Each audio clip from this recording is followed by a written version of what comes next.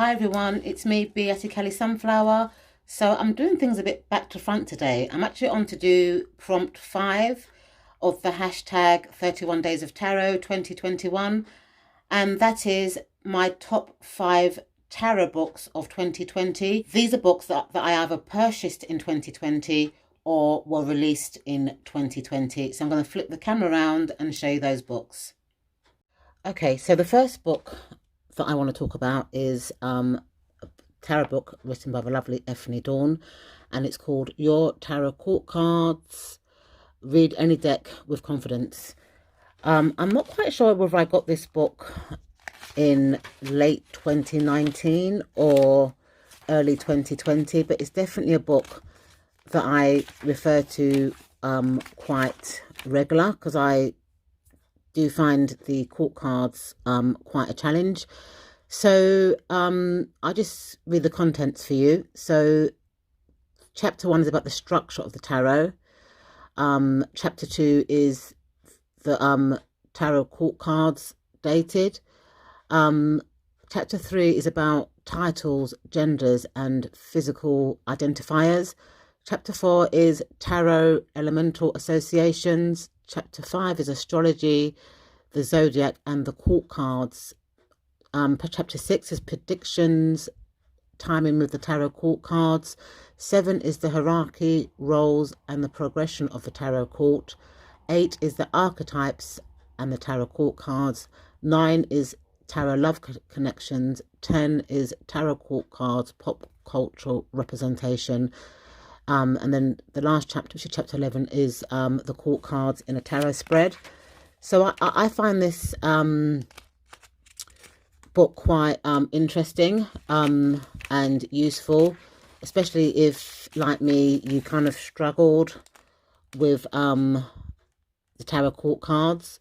It also gives you some information about the minor arcana as well, and you know, suggested prompts or questions for you to kind of like memorize or remember or associate meanings to the tarot court cards. Give you a bit about history about the court cards.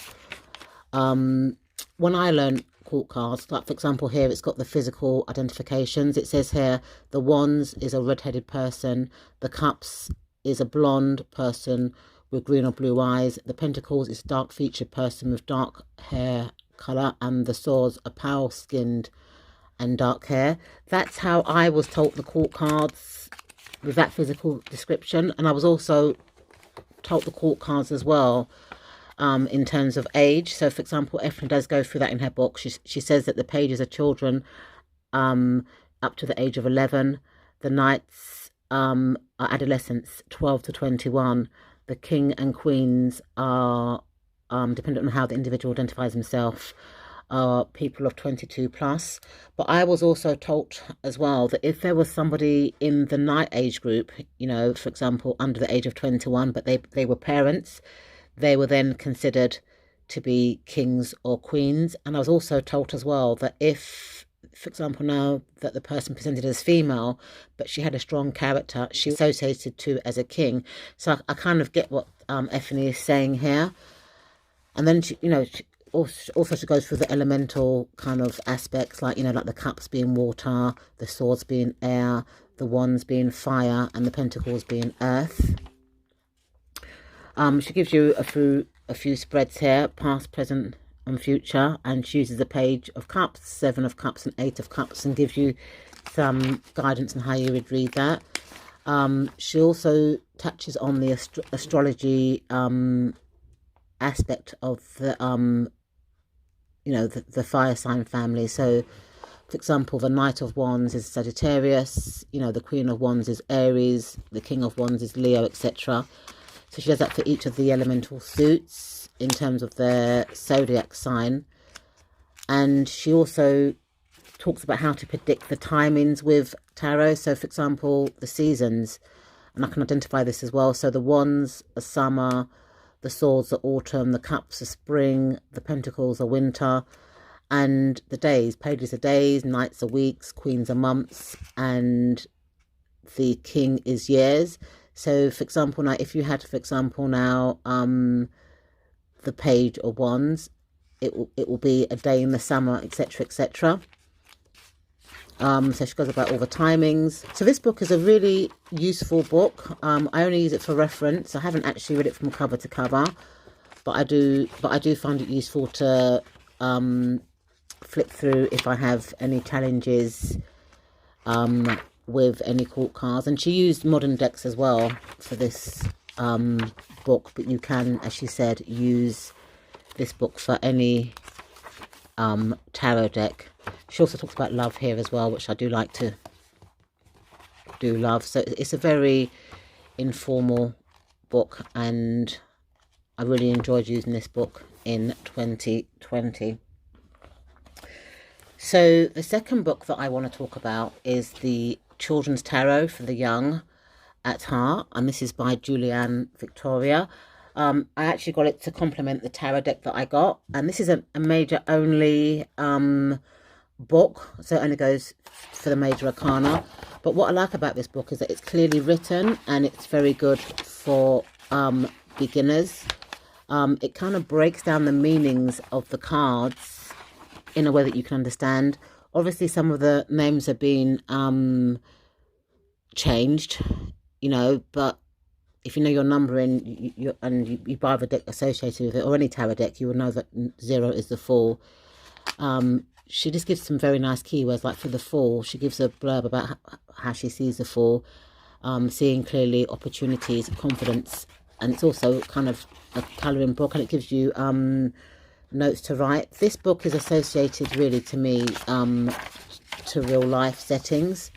So the mother, you know, she gives an example, keywords, even quotes. So this is a good book for someone that's studying the major arcana for the first time and just wants to know, just wants to journal their meanings, you know. It's I find this book very kind of informative. So this is the Children's Tarot. It's like a workbook, but it's only for the major arcana. So the third book, again, is a guidebook for tarot deck. Well, actually it was a PDF book, but I made it into a guidebook, and this is called the Melanade Stands Tarot Guidebook.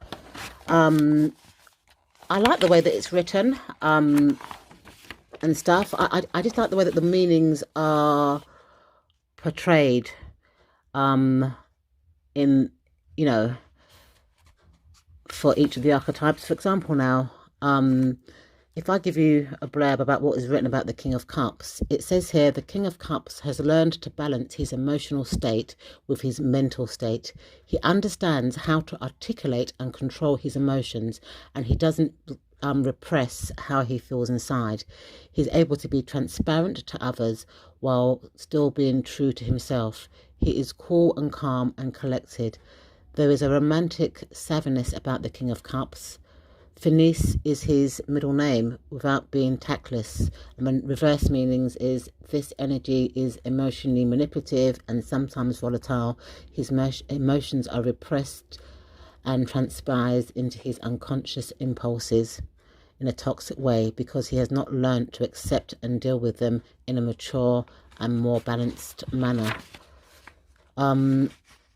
I just like the writing style of this book, and I'm able to relate to the meaning. So that's why I've chosen this as my top, one of my top 5 tarot books, even though it's actually a guidebook to a tarot deck. So this book here, all of our stories. This is a Little Red Tarot guidebook or tarot book by Beth Maiden. I do buy a lot of decks from Little Red Tarot, a lot of indie decks, because it cuts out the expensive delivery charges and custom charges. And this, what I like about this book is that it's written around current life or everyday life. It's got a modern approach. So I'll just read you a bit about from the back of this book. So it says here, the art of reading tarot is the art of telling stories, finding stories, claiming stories, shaping them and making them our own. Within the 78 cards of tarot, we find every human experience, the good and the bad, the mundane and the earth-shattering, love and hope, inspiration and fear, oppression, justice and liberation, integration and transformation. In this accessible guidebook, Little Tarot founder Beth Maiden shows how tarot helps us to take ownership of all of this and more, so we can claim and tell our beautiful, messy, totally unique life stories. She offers an approach to read tarot in a subjectively and self-care, one that empowers us to imagine new and different features for ourselves and our communities. So I just flipped through the content page of this book. Yeah. So, you know, in the beginning, Beth talks about her tarot story and how she came to, you know, be introduced to tarot.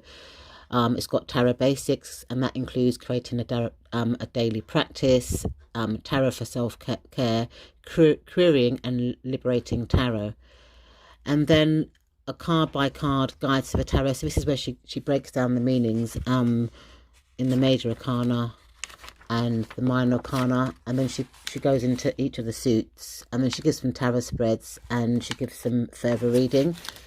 But the reason why I like this book is just because of the way it's written, you know. It doesn't seem to give reversed meanings in this book, but I think that seems to be the modern trend, even though I do like to read reverse cards. I'll just read you a bit about what she says about the Magician. So this here is the Magician, the power of intention. So her advice from the Magician is, as a magician, your role is to hold your vision and to bring it into being. If that sounds like a lot, well, it is. Your magician can give shape to your most treasured dreams. It's not only about doing something, but about doing something intentionally, defining your visions, crafting your intentions so it can be brought to life meaningfully. So it kind of gives like a real life approach to the meanings, and that's why I like this book. And my final book is Tarot Spreads for Love, Career and More, and this book is useful for when I'm doing personal readings in terms of the spreads that I want to choose for people.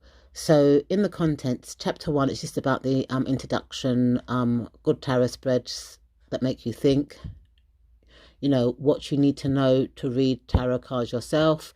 Chapter 2 is popular easy spreads, so like cards of the day spread, pros and cons spread, past and present and future spread. Chapter 3 is more rewarding popular spreads like the horseshoe tarot spread, Celtic cross, which is probably the most common spread. Chapter 4 is love and relation spreads. So you met somebody, problems in a relationship spread, finding love spread, relationship advice, how to get your ex back spread, does he love me spread, how to move on spread. Chapter 5 is money and career spread. So how to save money spread, how to make money from home spread, how to find a job spread. Then you've got self-improvement spreads, which is work-life balance spread, how to deal with stress spread, how to be happy spread. And then the last chapter is putting it all together, real-life example readings. So the author gives you real-life example readings from like a free card spread, love reading, career reading, Celtic cross and horseshoe spread. It kind of tells you how to link the cards as well. She gives you a bit about herself, the author. Good tarot spreads that make you think. Tarot beginners all start with basic questions.